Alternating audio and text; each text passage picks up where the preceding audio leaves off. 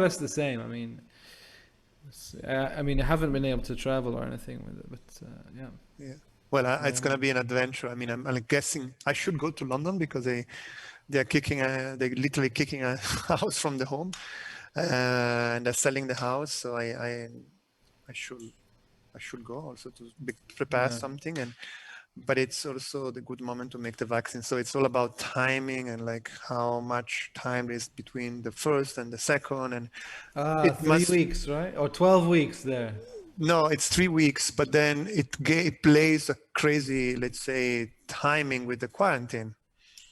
All So you have right. like, I should come back because I can't stay there 6 weeks, of course, but I cannot get it swiftly. I need to go there, quarantine, get it. Then, I mean, it's crazy. It's like I'm gonna last 2 months and a half, this whole process, if I Wow. want it. Anyways, it's not complicated. Well, it's But madness.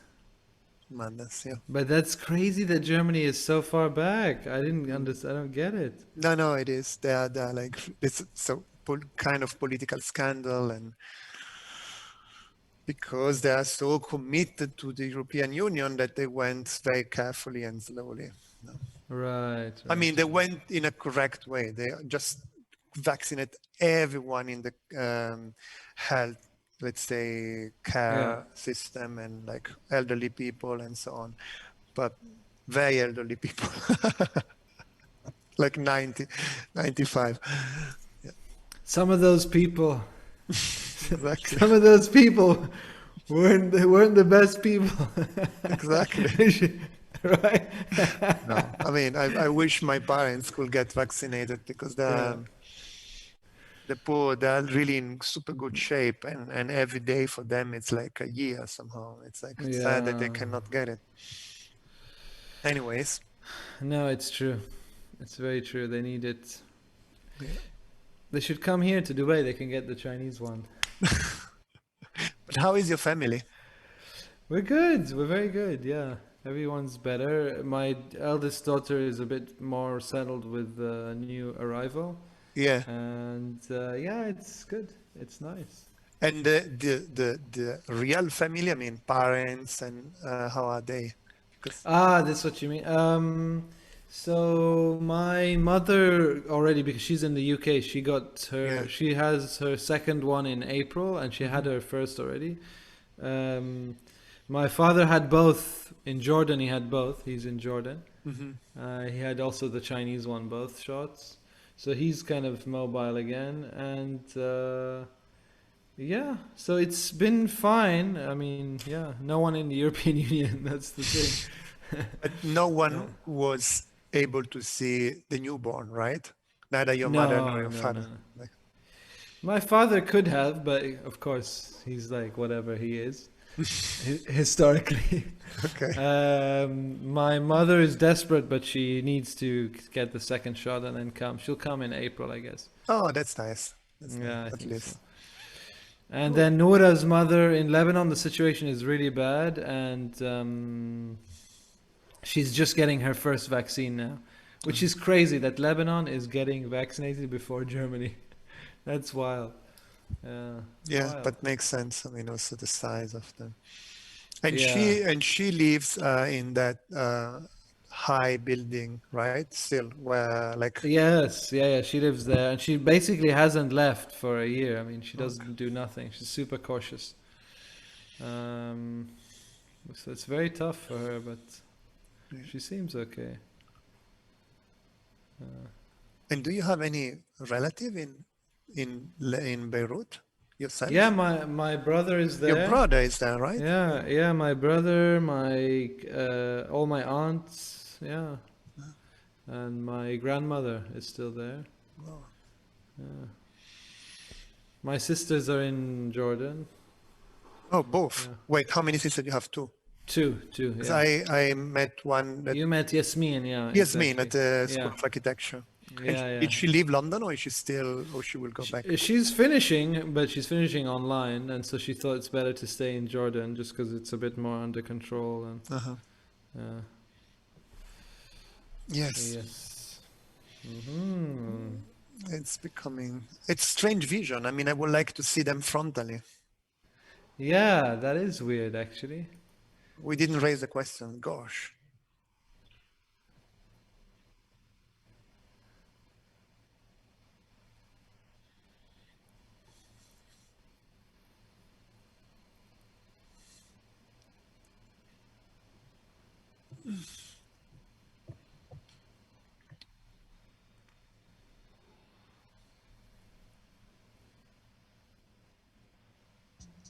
Good evening, everyone. We're here to be hearing from Lawrence Abu Hamdan.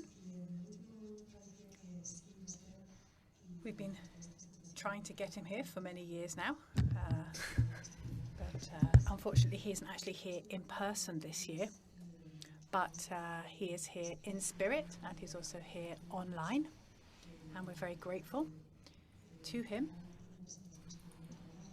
Now he's going to be talking about one of his works, and we also have Andrea Lissoni, who works often with us over the last 4 years. You can see them both on the screen at the moment, I think, hopefully. So we're very grateful to both of them for making time for us. After Lawrence's presentation, they will be having a brief conversation about his work. So without further ado, thank you very much. And Lawrence, the floor is all yours. Hello. Thank you so much, Garbine. Thank you so much, Maria, for putting this event together. And thank you so much, Andrea, for being my interlocutor, one of my favorite interlocutors. So that's a big pleasure. And I have been following Punto de Vista for some years. As Garbine said, I've been trying to get there. It never quite managed. And of course, the last 2 editions have been the least likely with the current situation. So thank you so much for your patience with me being remote, and I will do my presentation, which I don't know if you saw it from the previous year. I showed a film called Once Removed, and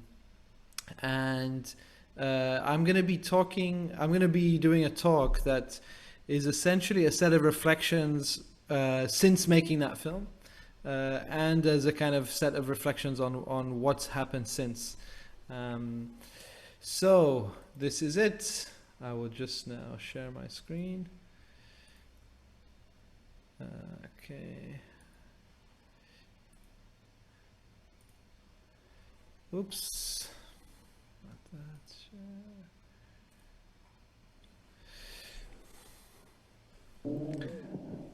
Unset pink jelly, teetering between solid liquid, in cases formerly tinned, brine glossed, mechanically cubed fruit. Uneasily wobbling atop sits a layer of cream, or maybe they are whipped eggs, tasting of the contents of the fridge in which it was stored overnight.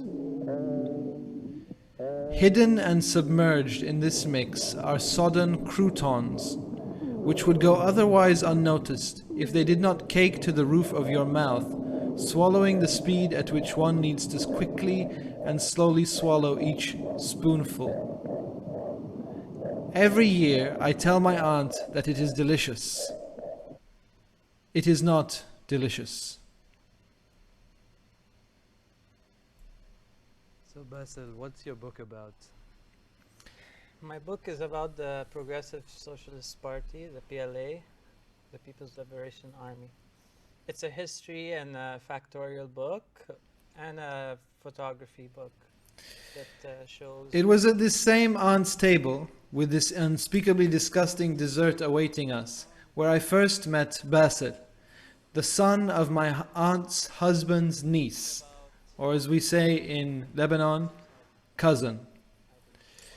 We found ourselves sitting across from one another, and being that we are the same age, my aunt sought to break the silence between us. She said, Lawrence, تعرف إنه باسل ناطق? Which translates like this. Nataq is the Arabic word for utterance, and it refers to the physical act of speaking, or it would be probably better to translate it as vocalized, as I've done, because it referred to the physical act of speaking. Amongst our family, as it is in all Druze households, D-R-U-Z-S, Druzo, the word means something quite different. Nataq is referred to a form of speech that is impossible to explain by any other means than reincarnation. So a speech that has come to you through a transmigrated soul. The closest translation in English to that is xenoglossy. And that refers to a speech that has not been learned, a testimony unknown to the individual under conventionally explainable conditions. My translation for natq is impossible speech. Why is it impossible speech? Because it is defined on both ends by its impossibility. It is impossible to be speech by many people who, determine the sort of boundaries by the gatekeepers of what is rational or legitimate speech. That form of speech is impossible. Let's say, for example, before the law or in the production of history, right? It's impossible because it's kind of considered irrational. But it's also impossible at its kind of genesis, in the sense that for it to be credibly nataq, for it to be credibly the transmigration of speech from the dead to the living, it must be impossible by any other means than reincarnation. It cannot have been planted by a distant or a conversation overheard, right? It has to have come purely and directly from the soul of another person. I could translate my aunt's words in more simple terms. Lawrence, did you know that Basel is reincarnated? However, reincarnation in Arabic is taqammus, derived from the word amis, qamis. It literally means change of shirt. I think amis is the same in Spanish, right? So it's, it's part of our shared history in Al-Andalus. She did not use that word, as she believes, in continuity with the dogma that we all reincarnate, we all change our shirts, our amis, that every soul transmigrates, but only a few remember the passage.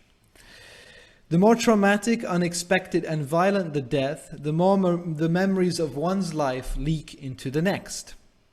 Though all souls return, only those who have suffered violent ends speak. So nataq does not refer to reincarnation, because we would all reincarnate under this ideological or theological principle. We would all reincarnate. But nataq refers not to reincarnation, but to the transmigration of speech from the dead to the living, right? Nataq also refers to a kind of compulsion to speak. In Arabic, if you want to compel someone to speak, you would say untuq, like speak. It doesn't matter what you speak, but untuq is the compulsion to speak. It's the you're telling someone, like someone can't get any sound out, they're silent. You tell them, untuq, like it doesn't matter what you say, use your larynx and your chords and just like spit something out, spit it out, right? So I think that's very important to bear in your mind as we move through this talk, that it's also about speech as a compulsion, right? To be perfectly honest, at the moment of my aunt's exclamation, I did not have any reaction other than to politely feign surprise in the general direction of Basil. This may be because the last time I heard someone nataq, it was a distant relative's extremely long and extremely elderly recounting of a story that culminated with the memory of her daughter in her previous life having had a particular fondness for chiclets. For many of us who grew up in this environment, reincarnation is not in and of itself an exceptional event. That is not to say that I never heard a nataq or someone natiq that was alarming and compelling before I met Basil. But before I met Basil, I had never heard a nataq that awoke me to the political possibilities of speech that is conventionally considered impossible. So, when were you born? Basil? March 27, 1987. You were born 1987, and when did Yusuf al-Jawhari die, you in your previous life? February 26, 1984. So when was you, As Yusuf al-Jawhari. as Yusuf al-Jawhari, born? 1967. Yusuf al-Jawhari, Basil in his previous life, was just 14 when he was transferred from the Scouts to fight for the militia of the Progressive Socialist Party. At the age of 17, he was killed during the 1984 Shuf War in Hamdan in the Meten area of Lebanon. By virtue of who Basil was in his past life, he acts as an indictment against the leadership of the Progressive Socialist Party today, the party for which Yusuf fought and died. So not really intentionally, but just by virtue of who he was, he returns as an indictment. Why? Because he is uttering the memories of a child soldier, right? Children soldiers, of course, is a war crime. And when he utters those memories, even if he does not mean to indict the leadership of the Progressive Socialist Party, the memories of those people who are still today in power, most notably Walid Jumblat and Akram Shayib, are inevitably revived. You remember them not as the politicians they seek to look like today, but rather as war criminals of the past. Basil does not intend to go after these people, though by simply uttering the memories that have transmigrated to him, and by meeting his family and his fellow soldiers from his past life, evidence is revealed substantiating the Progressive Socialist Party use of child soldier in paramilitary operations, and therefore accusing the leadership of violating international law. Now, though the use of child soldiers is illegal, I do not want to make the assumption that those legally defined as children under the age of 18 had no agency to decide to fight for something they believe in, right? It's important that human rights is not really, adequate in this context, right? It's not, we don't just say, okay, they're children, that's terrible, because at that time, this militia in question was aligned with global leftist solidarity movements, right? Battling rise of American imperialism, global leftist solidarity movements like Black Panthers, like the Popular Front for the Liberation of Palestine, right? Things that I, to this day, am very attached to, and certainly at 14 was very willing to fight for. Though when I say that it might make you sympathetic to what the Progressive Socialist Party is today in Lebanon, but I will really advise you that it's neither progressive nor socialist in any way. It's just the name of a party that became totally neoliberalized, that the same guy who ran this militia is now running today. So even if it's a crime, we have to understand that it's a crime because that's on the level at which Basil's nataq acts as an indictment, right? But even if it is a crime, we don't have the path to adjudication that would allow an investigation to understand if those children were coerced illegally or if they were ideologically fighting for something they believe in. Because such an investigation and such evidence as the use of child soldiers that Basil's testimony provokes has today no legal forum in which to be discussed or adjudicated. Their part in the war, either ideological or coerced, remained absent from history. That's because an amnesty was established in Lebanon for all crimes perpetrated before March 28, 1991, precluding any possibility to pursue legal actions for crimes committed during the war, and therefore exonerating the leaders of all factions involved. Now, this would, of course, be extremely familiar to a Spanish audience.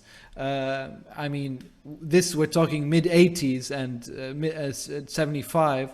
But you see to this day, of course, how this still become, I would say what Lebanon did is, of course, opt for, very much in the Spanish model, right? That it's not truth and reconciliation, it's truth or reconciliation, right?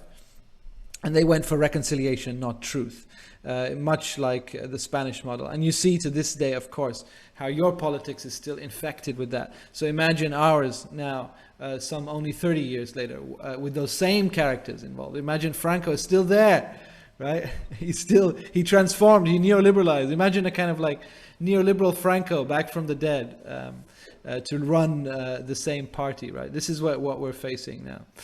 So This, of course, obliterated the possibility to create consensus of any verifiable understanding of recent events and how we arrive at where we are now as a nation. It forced truth to be fractured into 1,000 pieces. So amnesty doesn't silence the history of war, as it is often kind of thought of. It actually fills the country with the noise of millions of simultaneously competing histories that create kind of clouds of misinformation and inherited half-truths. So though it doesn't silence, right? Though silence isn't adequate, noise is, of course, a way of silencing, a way of producing silence by other means. This guy, Walid Jumblat, this is allowed these same militia leaders to remain in charge of their respective wards some 30 years after the official end of the war.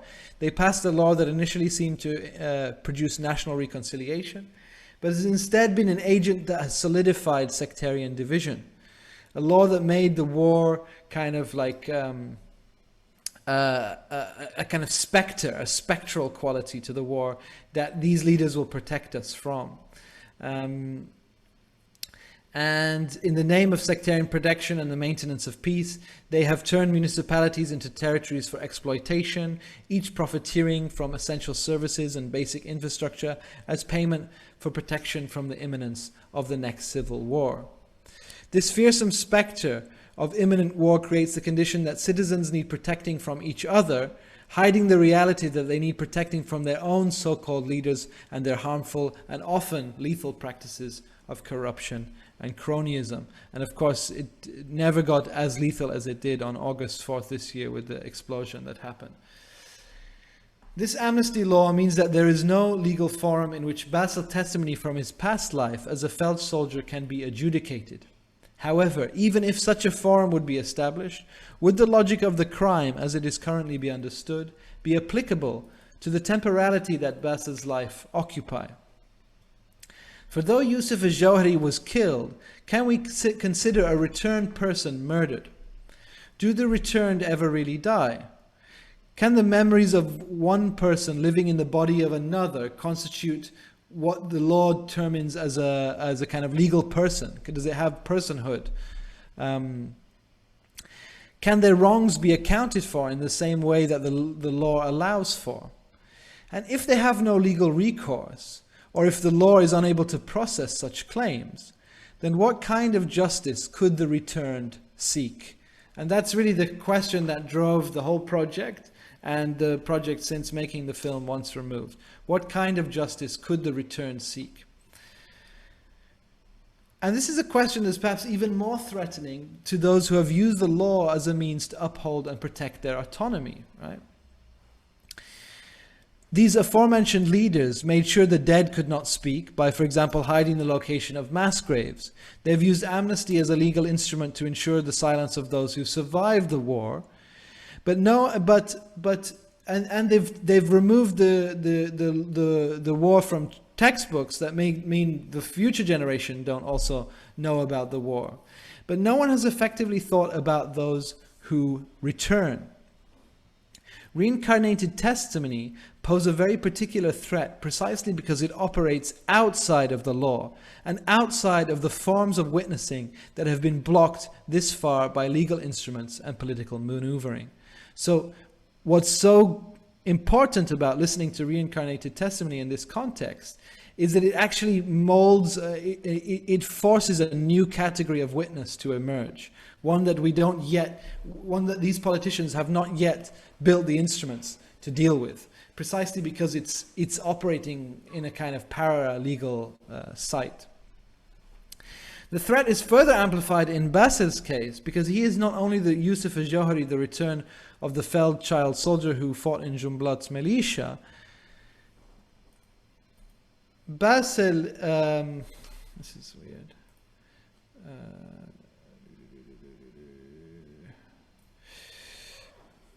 His flashbacks to a time he did not himself live have compelled Basil to become an obsessive autodidact historian. A young man pushed to find traces of his own existence used his reincarnation to amass not only information about his own life, but the largest archive of photography, weaponry, flags, badges of the Shufor and the entire militia of the Progressive Socialist Party. So this is Basil through his material. You see he has drawers and piles of material that he's amassed. All the images I've been showing up to this point are sourced by Basil. Basil has now become a historical resource. He holds vital information for anyone hoping to understand the historical record from a time which has been cancelled from history. And I would just like to add a note here. It's not that Basil is doing history otherwise, right? That he is somehow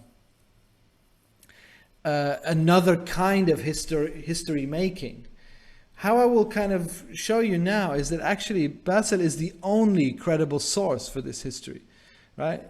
It sounds strange, right? That someone who professes to be returned, not a bona fide historian from a university, actually the conditions through which Basil has become a witness allow him to be one of in a singular position to amass such material. And I will kind of elaborate on that in a minute.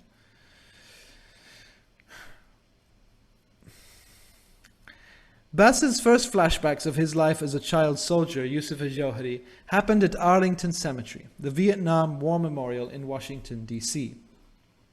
He was 5 years old, and perhaps this geographically dislocated flashback was due to the fact that despite being Lebanese, he had never been to Lebanon.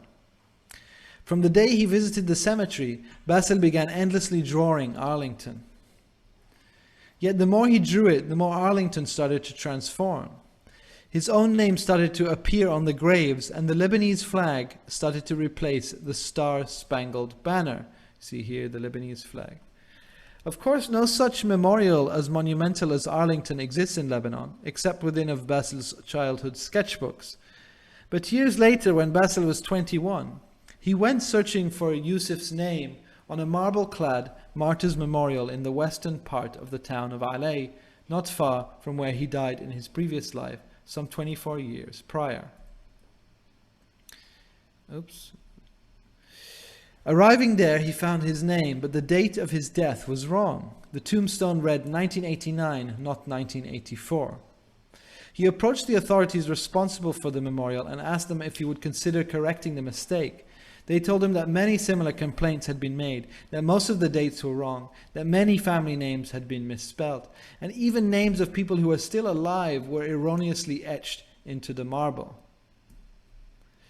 Finding that neither official sources of memorialization nor his own memories were adequate or comprehensive, Basil began to devote more and more of his time into looking for traces of his former existence. He began collecting martyrs' posters from that period, hoping to find a correct record of his death and an image of who he used to be. After collecting and scouring dozens of posters, he found no trace of Yusuf. However, he did unearth, through a family contact, one of the militia's key graphic designers and poster printers. A now elderly designer gave Basil free rein amongst his disordered remnants. Amongst the old defective prints, flags and never-released designs, he eventually found one in which Yusuf's name appeared. Though here the date of his death was correct, the space where his image would normally appear was blank. So Basil left the designer's house not only with this poster, but with many of the half-discarded posters, flags and badges he could carry. Basil still sought to procure an image of his own image, his face, because, you know, what's weird, when you return, you might have memories of seeing through that kind of point of vision, right? But you don't remember how you looked, unless you have a memory of looking in the mirror, right? It's quite strange. Up to that point, he avoided exactly what would lead him to his own self-image, his parents from his past life. Inevitably, one day, Basil knocked on the door of the Jawhari family home in Hamdan. His former sister opened to him. Basil announced who he was and who he had been and was quickly welcomed inside. This is an image of Basil's brother from his past life. This is not Basil. And this is his father, Fuad al-Jawhari, in this life. And this is Basil. The elderly man, Fuad al-Jawhari, was Yusuf's father, and he rose to shake his hand. After a discussion prolonged with intermittent spouts of silence, Fuad gave him the uniform Yusuf wore during the war. war during the war, including the one in which Yusuf had died and the rifle he had used. When Basil inquired if there was a photograph he could have, Fuad, his former father, explained that the only existing image they had of Yusuf was an out-of-focus black and white image taken when he was 5 or 6 years old, adding that Yusuf hated having his picture taken. So this is you in the clothes of you in a past life, right? Yes. And again, your father in a past life gave you the uniform that you died in, or just Yes. that you were fighting in? Or? He gave me my clothes of my past life. And what was it like to kind of like get in the costume of you in a previous life? What did it do? What did it, I don't know, scary. it was scary. In what sense? Like you feel like the person's still there, Right. like you're reliving it. Okay, so And what you saw on the right was Basil in the costume of Yusuf, and the of Yusuf as a 5 or 6 year old boy, the only existing image. I'm just moving forward for time. Thinking that maybe his ex-comrades from the war in Alay might have a picture of Yusuf, Basil began to locate and interview whomsoever he had known. And this is how he began accessing and archiving personal photographs and collecting memorabilia of many ex-fighters across Lebanon. Starting with people who had fought and trained with Yusuf, and then people who had fought and trained with those people, and then people who had fought and trained with those people, and so on and so forth. Until he created a network across the mountains of ex-fighters and their family members. And this production of a network is kind of, a kind of epistemological work even that doesn't exist to this day. Even those people are not networked were it not for Basil. Basil's reincarnation has given him access. His reincarnation and his research are inseparable. If an ordinary bona fide historian were to show up at these houses asking for such documents, they would be told that none exist. That's because of the sensitivity of these documents, right? And I will just say it's because Basil was both there and not there, right? It's not that he is just understood to be a former fighter, right? No, because if a former fighter also went asking for these photographs, they would be treated with a lot of suspicion also. They'd be like, why are you collecting these images? You were there. What do you need? What do you need proof for, right?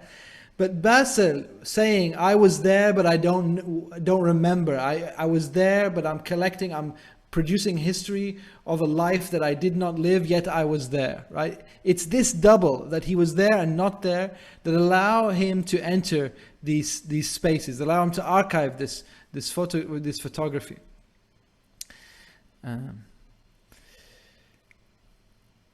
After some explaining, and when he knocks on the door, he is welcomed to see, then eventually for the most part, archive this material amongst a community of those who believe in reincarnation, of course. Basil is in a unique position to traverse a silence that spans 2 generations. One is silenced by the necessity and the responsibility to avoid stirring up sectarian problems, right? And in which they fought, right, directly. Whilst the other, my generation, and Basil's generation, is silenced by the absence of historical teaching and cognizance of the war. So Basil feels both the confounding historical erasure of a young Lebanese who grew up post-amnesty, and simultaneously has flashbacks of a war as lucid as though as though he was still there. The reincarnated historian straddles a generational divide, and in some small way his natq makes formerly impossible dialogue possible. You got given a lot of personal photographs of people. yeah, basically. And how did that come about? How did they give you this? I would approach people, tell them I'm working on a project on making a book, and is it okay if you're willing to help by providing me with photos? First of all, they would get a bit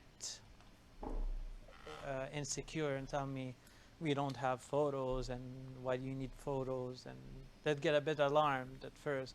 After you open the subject about being reincarnated and who you were, and they'd mellow down, and then they'd invite you in, and then they'll show you, and then they'll help you out. It took a lot of work, to be honest. It wasn't easy. That's one thing I could tell you. Most of the people who had these images either burnt them or destroyed them. So yeah, most of the people either burnt them or destroyed them. And that's the same reason why a lot of Basil's archive must remain hidden from public view. For while his interest is in documenting the uniforms they wore, the units from which this militia was composed, the weapons they used, and the locations they trained, paraded, and battled, his archive also contains rare videographic and photographic evidence of war crimes, torture, and massacres on both sides. Such images cannot surface under the current conditions in Lebanon without the groundwork needed for undoing the sectarian system. While tensions are unresolved, these images and videos are too incendiary to see the light of day. Yet the kind of idea of the sort of smoking gun evidence, right, that Basil is sitting on, right, that if we only saw these images, that we would be able to begin a kind of truth making process together as a nation, is exactly what I'm trying to avoid here. Because even if we see them, and I've seen them, right, and I could show them, and Basil wants to show them sometimes. He shows them liberally, sometimes not, and he modulates his position to that. But it's not about the crimes of the past. What Basil is speaking about, though he's talking about the war, is actually the crimes of peace, the crimes through which peace was negotiated. Basil is although he has the evidence of war crimes, the kind of evidence that is most meaningful is Basil himself. Basil is the evidence, he is the evidence himself. It's not the smoking gun of the evidence he has of the past, but the conditions that produce him as a witness today, who is in a unique position to kind of build a network, archive photography, collect and amass material, is itself remarkable to the current condition that we are in. It is itself a kind of evidence, not of the crimes of war, but the crimes of peace. And this is where I want to kind of pick up on what I said before.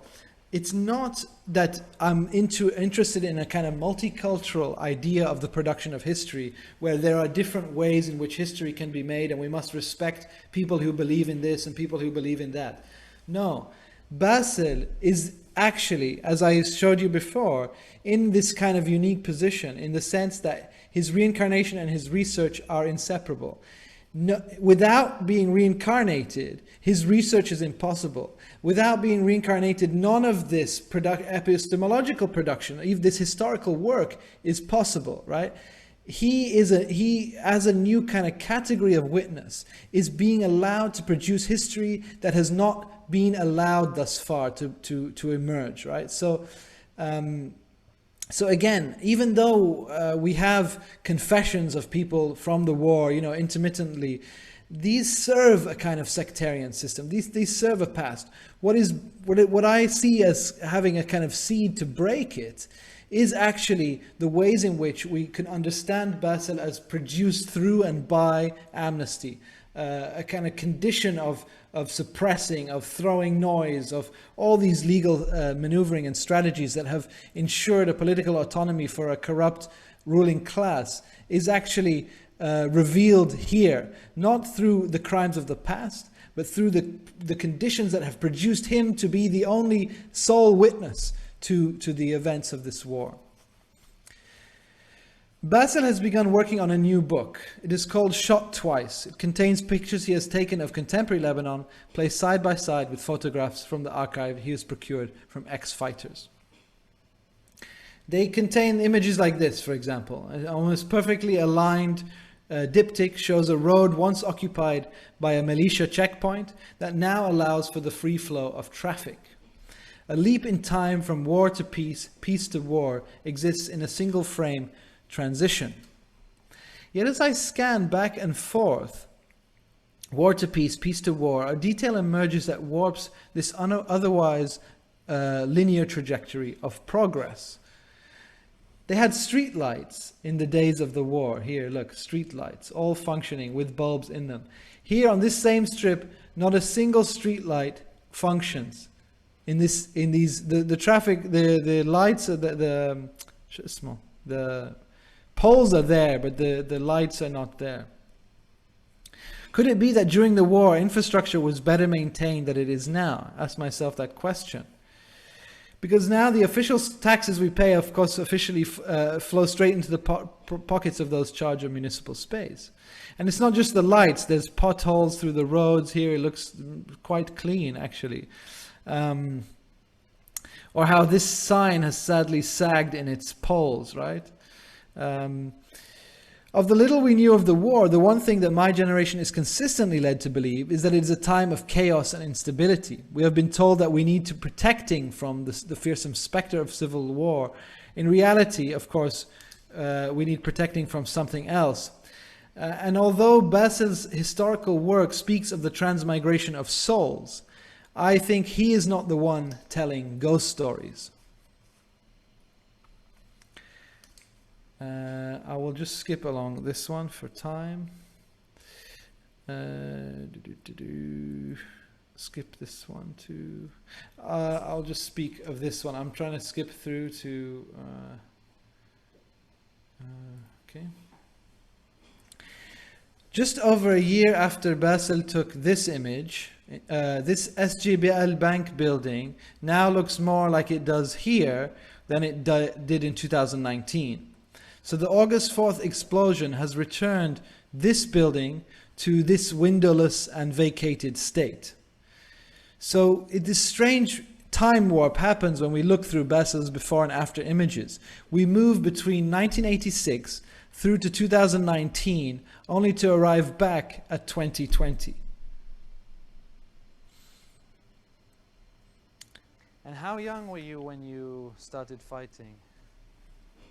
As young as 14 or 15. And so do you think you could have been one of these kids here? Because this is from Alay, right? I'm not 100% sure. But you never looked at the faces in the background and tried to identify if any of them were Yusuf al-Jawhari? I try, but it's hard to tell because I don't know how I looked like, and I still look for, till today, I still look for my picture. And I can't manage to find any pic. Although many of my ex-friends or ex-colleagues or ex-fighters who used to fight with me say, you may have pictures of you in Alay if you go up and you search in Alay. But you don't know what you look like. No, so. I don't know what I look like. So I don't know how to figure out how I look like, or how am I going to identify that myself unless somebody tells me.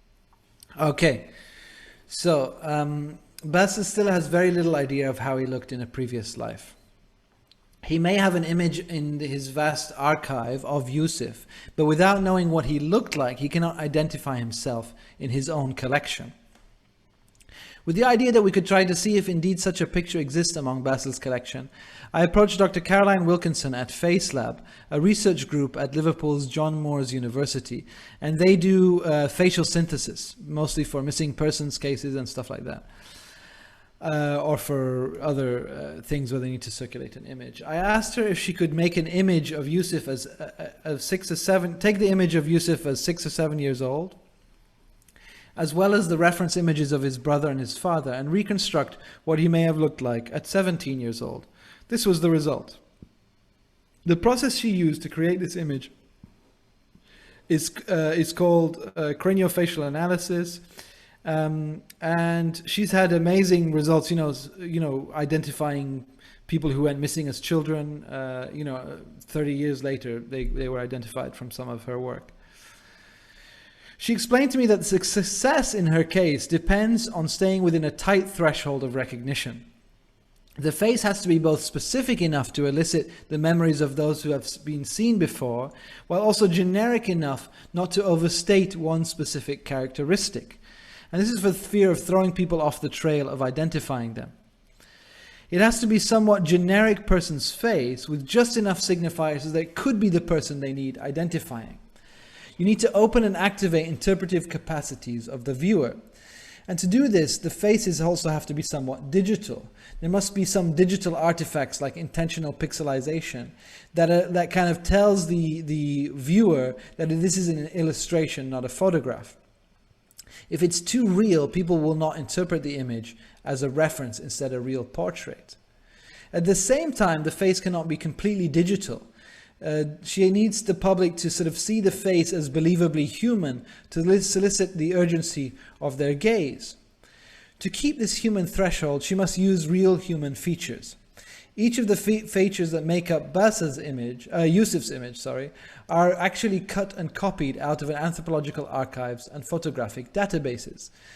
To make her database, Wilkinson collects endless portrait books, including titles such as Berbers of Africa, Faces of the Zulu, Atlas of Beauty, Black Women in Church Hats, Photographer's Guide to Posing, Techniques to Flatter Everyone, The Moment It Clicks, Tibetan Portraits.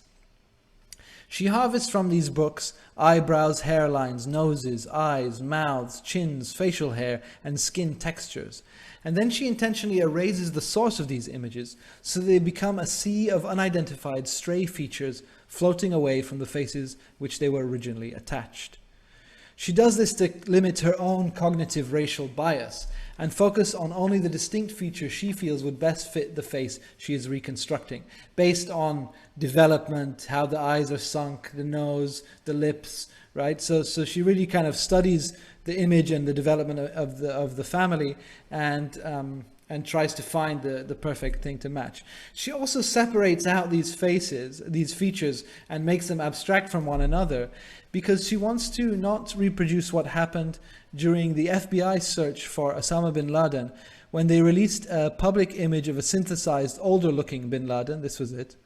But in doing so, they used the face of a Spanish politician, Gaspar Limazares. I don't know if this is a famous guy, but many Spaniards apparently recognized Limazares in the face of bin Laden, and he became enraged, forcing the FBI to retract the image and apologize. So for Wilkinson, this became a lesson in not choosing the features independently. That's a little nugget for a Spanish audience I put in.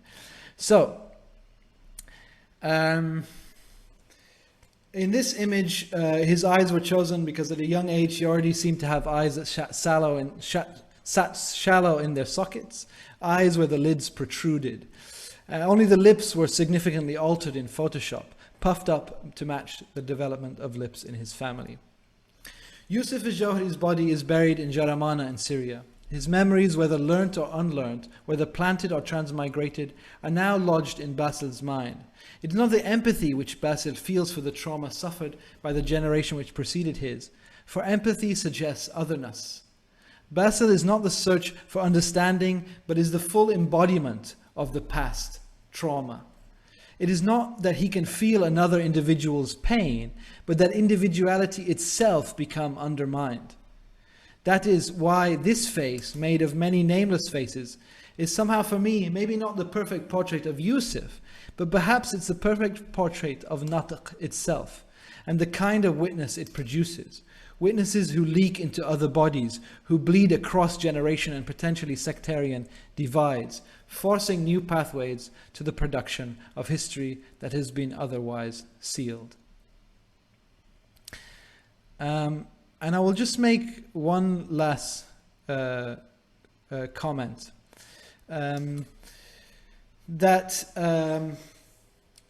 This guy, I mentioned him a few times, this guy, Walid Jumblat, he's the least of all people who can denounce what Basil is saying. Why? Because his base believes in reincarnation. So all the other Civil War era politicians who have died and who were resurrected as a kind of Frankenstein's monster of real estate developer and politician. So former warlords have been kind of resurrected into a Frankenstein's monster of real estate developer and politician. And these people have come back to kind of extort Lebanese citizens. And he is the least of all people who can denounce them, right? Because other people, whether it's Shia or Sunni or Christian, would say, this guy's crazy. What do you mean reincarnation? We don't believe in that, right? But he cannot say, he can't use the crazy card, right? Because he would upset his base. He can't also deny, he can't also find gaps or holes in his nataq. He can't engage with it because that would allow his nataq to actually be debated politically. And of course, it would open a kind of door for that new category of witness to enter, right? From the theological space in which it speaks into the political space. So he is in this very precarious political position when it comes to Basil, and why he continually schedules meetings with Basil that he cancels at the last minute to kind of like keep his enemies close, right? As they say in Godfather or whatever the movie is. And why is that? Why is it such a threat, right? Because there is two lines of continuation that can't exist together, right? Imagine two parallel universes, right? The one we exist in now is that Walid Jumblat, a former warlord, has now reincarnated as a legitimate politician, right? Or we accept that Yusuf al-Jawhari is a child soldier that is now reincarnated as Basil Abi Shaheen. These two parallel universes cannot exist at the same time, because the same people who are responsible for the death of a child soldier at 17 are the same people who have stolen the future of almost all 17-year-olds growing up in Lebanon today, right? With the exception, of course, their children. They have thieved the future of not only Yusuf al-Jawhari, but the future of the future of people today. So this pertains not to the past, like I said before. Although it speaks of a past life, this is about the production and the fight for a future, and why a justice needs to happen. So this is why these lines of continuation can't exist, because either this is legitimate politics or the continual destruction of a future. And that's where I would just end this talk in this kind of ranty mode. Thank you so much.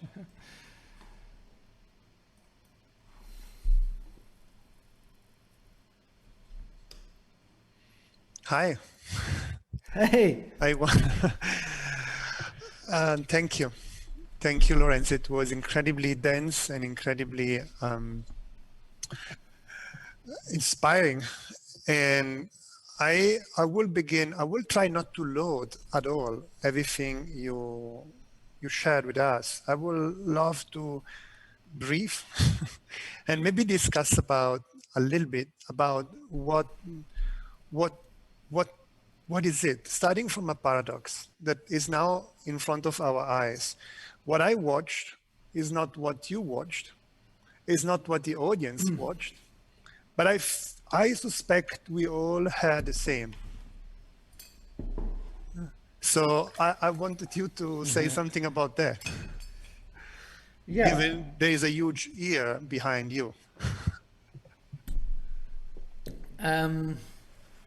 Do you mean in respect to like all these different kind of layers of mediation that the situation is producing? Yes, in respect to the apparatus, because we are like now facing someone from looking from the back. Exactly. And on the screen is definitely not the screen I was watching, and you were watching something else. So I think we were all three bodies, like the audience body made of many bodies, my body and your body, we're all watching something totally different. And I assume someone at home was also watching something different. But yet we were all listening, I guess, the same. And I just wanted you to say something about that. Yeah, I mean, I think this kind of like speaks to one of the key points in the sort of like politics that Basil opens up, right? Like I said, that he is able to do that work because he was both there and not there. And I think that in some ways that's a kind of Zoom OG mode that we can operate in, because perhaps that's, you know, of all the bleakness and all of the shit that we ate through presenting through Zoom this past year, perhaps that's like one of the nice kind of ways of thinking about it, right? That what are the potential for being both there and not there, right? Not this technology as just simply the lack of not being there, right? But what can we take from this sort of like strange duality of both positions, right? Neither or, right? But sitting somewhere weirdly in between.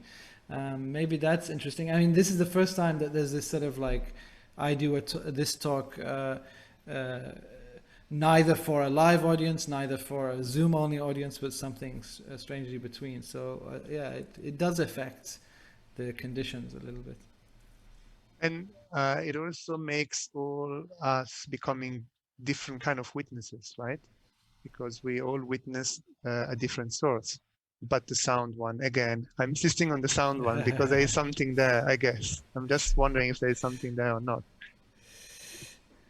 I mean, not as, of course, explicitly as in other works, but I think if you know other works, then you see why there is a continuity between this kind of leakage between lives, generations, seepage through amnesty and through other forms of blockages are, have a kind of sonic imagination behind them, and emerge directly from the way I think about sound leaking through walls or windows or indirect forms of witnessing that emerge through ear witnessing and these kinds of things that I've dealt with in other works. There is a beautiful sonic hallucination about what I can now pronounce not, Yeah. but actually I pronounced it incorrectly, natk, for a long time. Actually, it is not. And not, Yeah. you say it better the second time. Okay, but the hallucination comes to the fact that I always understood as when you're pronounced vocalizing it as no talk in Britain. Notok. Yeah, like no talk.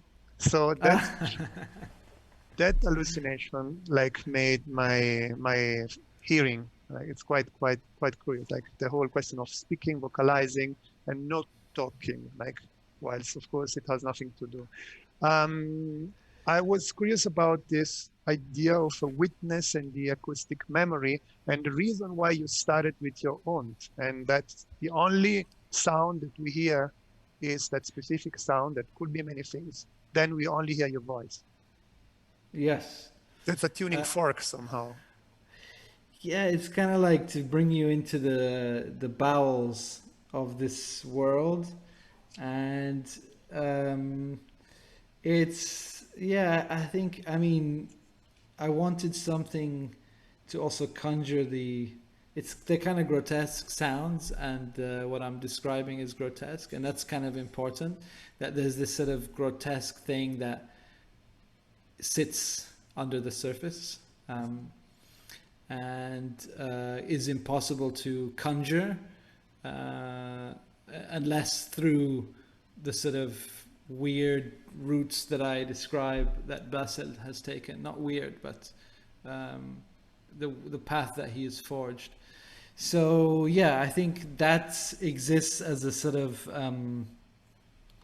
as the kind of one time you hear this disgusting thing, because of course I don't show you images that are revolting or videos that are revolting, right? And that's precisely because that's not, as I described, that's not what's important here.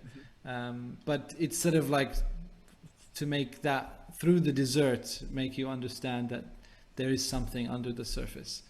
There's a beautiful, sticking on sound and on noise, there's a beautiful image that you triggered when you very quickly put the two words, throwing noise, into your journey, and throwing noise as a political act. What did you mean exactly?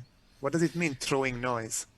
I meant that, it's sort of like, I think when we speak about silencing, it's often a very flat kind of political claim, a political plea, because it very much appeal to a certain kind of human rights discourse, right? That's like, if only I get my voice, politics would somehow emerge as productive, or, you know, a certain kind of representative politics that I think, of course, somewhere like Lebanon very quickly makes you disillusioned, delusional also. But so, yeah, I kind of wanted to complicate that. Yes, it is a kind of silencing, but we have to be more specific about the ways in which silence is produced, right? It's not censorship, right? It's not that we're told don't speak about this or you go to prison. Actually, the opposite. It's, yeah, you speak about it and you speak about it and you speak about it, and will actually produce so much noise that no one knows what they're speaking about, right? And this person will confess and this person will confess, but you'll have no comprehensive image of any of the events, right? And that's the point.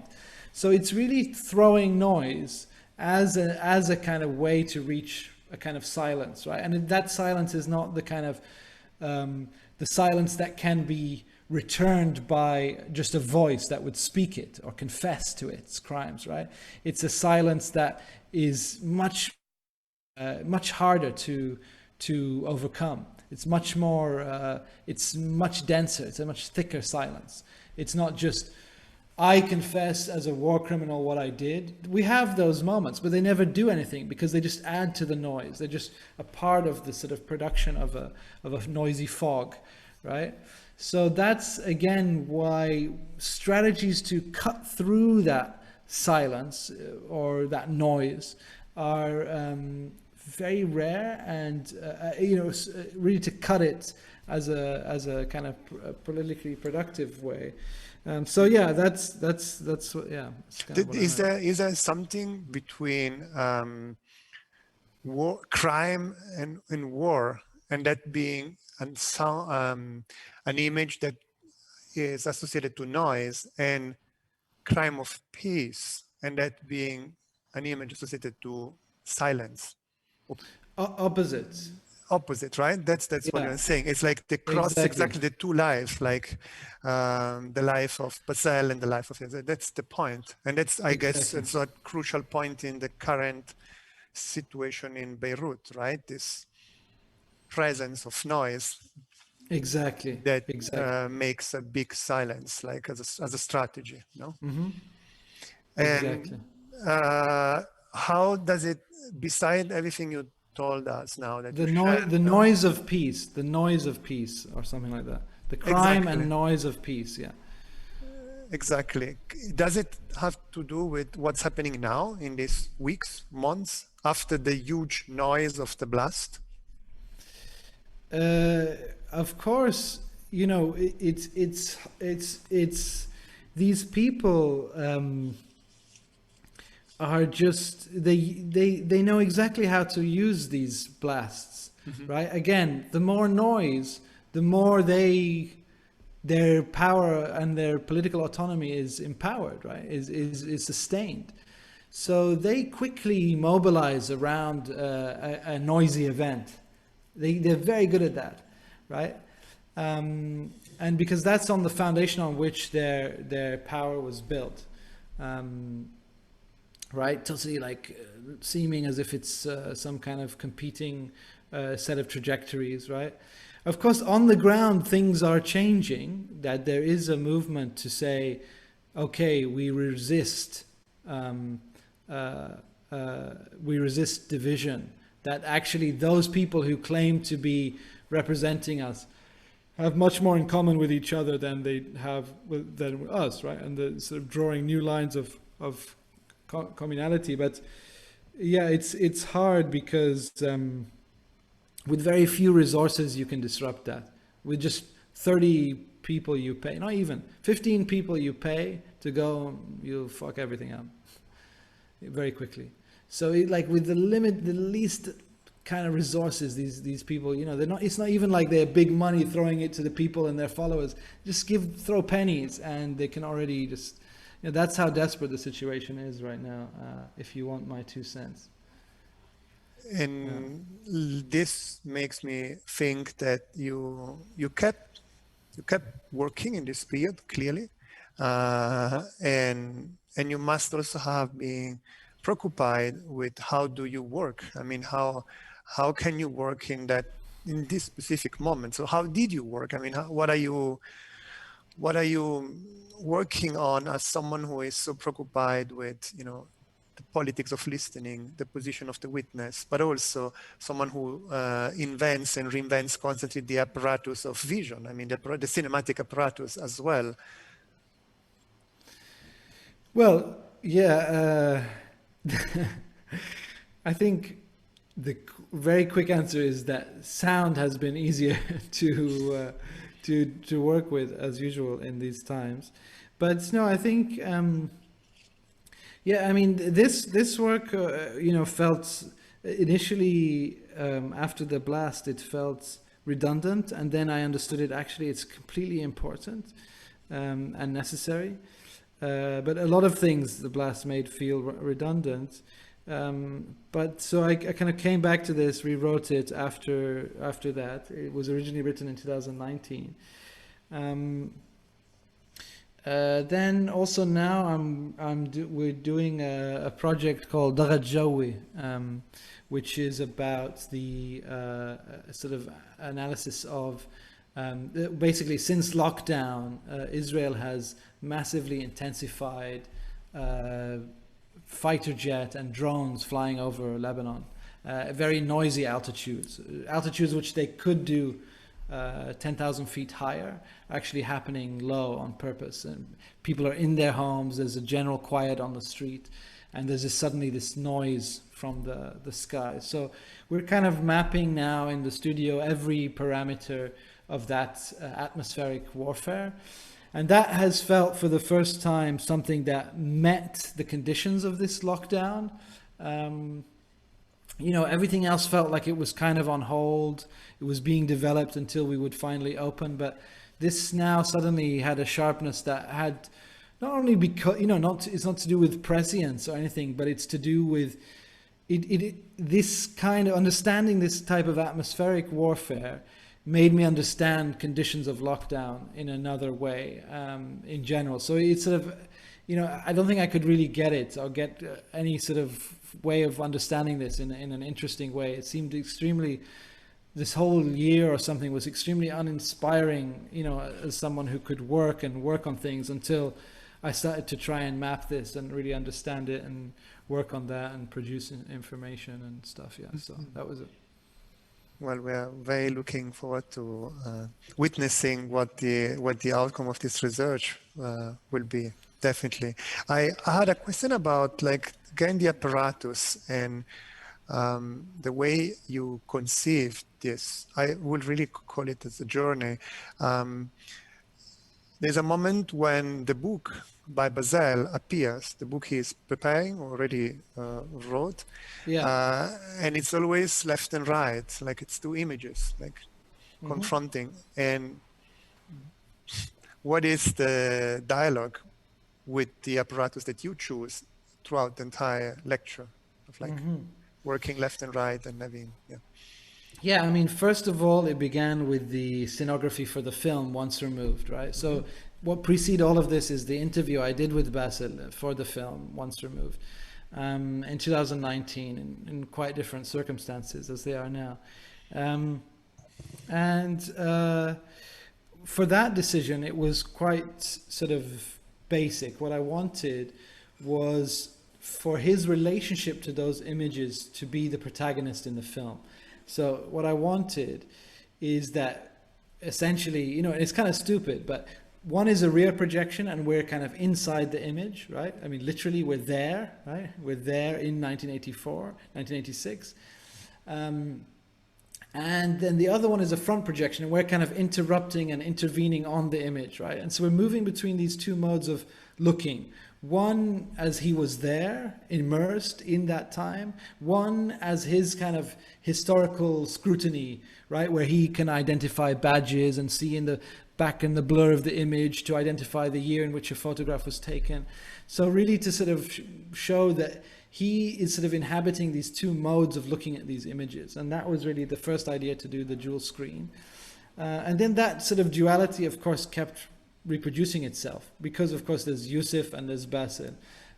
There's his before and after images, which he made after we shot the film. He made mostly in the summer of 2019. He shot over 100. And that, again, demanded a sort of like two-frame image. And so, yeah, it's sort of like been this necessity to sort of reproduce that as I've gone on. Thank you, because you very beautifully also made clear what we just witnessed. Like again, as I started, like in every single place we are, in your place, in my place, in the place where the audience is. One last question. I mean, why didn't you ask anything to Basil about sonic memory, about echoes? Did he encounter any, let's say, I mean, he can feel the clothes, right? You know, that's a very beautiful moment. There's an haptic moment, but how come you didn't ask anything about remembering or echoes, or, you know, reverberating or, you know, ripple You mean effects? as the private ear, why I didn't? Of course. No, because, you know, I think I did ask him, because of course, before the interview, there's plenty of, you know, we prepared a lot together and we prepared all the images and, you know, it was important to do that. So I think I asked him several questions that I'm consistently asked why I didn't ask. And the simple answer is because it wasn't interesting, you know, it wasn't productive of a conversation and where it needed to go. And yeah, I mean, I think part of me doing this work was to prove that, in a way, sound should never be essentialized, right? It's like, you know, I've done that in the past, right? Where I've been looking so much for a sound that I miss the whole point of the thing, right? Or I miss what could actually sound let me see, or something like that, right? And it's actually through the Signaya investigation that I understood that it's really important to just sort of like have a sonic imagination and use sound conceptually as much as to listen, right? And to think about not sounds, but conditions of listening, right? Like that often what my works are doing are trying to listen to listening, trying to listen to other people's way of listening. And I think this work is doing that, whether it's about sound or not, right? In a kind of expanded sense of listening. So for me, it wasn't necessary to speak to sound so directly, and there was no direct sound that he remembered. Yeah. Thank you. But As this I really love this. I was kind of dreaming about this answer of not making sound sort of not transform it like as essentialist area and discipline that then overtakes everything. As you said about history, like not wanting to make a transnational, not trans beyond the archive history, but like many histories through a witness. So this is quite wonderful, particularly shared by someone who is like using an apparatus that, or like counting on apparatus that has no form of predominance, but actually has a strong embedded, let's say, political question, which is what goes through, right? What really goes through, and this we cannot really get. And it's about seeing, is about like listening, is about both. And good. I think we run out of time if we continue talking, and we really hope the audience that we see from the back enjoyed, as I did from Munich, another place that has haunted histories. Particularly, I am in the place of the haunted histories. So, and yeah, thank you so much, Lawrence. I wonder whether Garbine is appearing again from somewhere, or we just it's up to us to close. Looks like, oh look, people are looking to the not back. going to come, so you need to close the session. Okay. Okay. Great. Well, thank you, Lawrence. Thank you And so much, Andrea. It's really a huge pleasure. Thank you so much for the audience for coming. Thank you. thank you to the audience. It would be amazing if you could turn like 180 degrees, because then we will like be able to see you. Even if you're wearing masks. It's Exactly. fine. Exactly. Oh, great. Okay. Thank you. Hopefully it was enjoyable. Thank you, Lawrence. And Thank see you so you much. in Pamplona, hopefully. Yes. Bye-bye. I think we're muted now. Or what? No.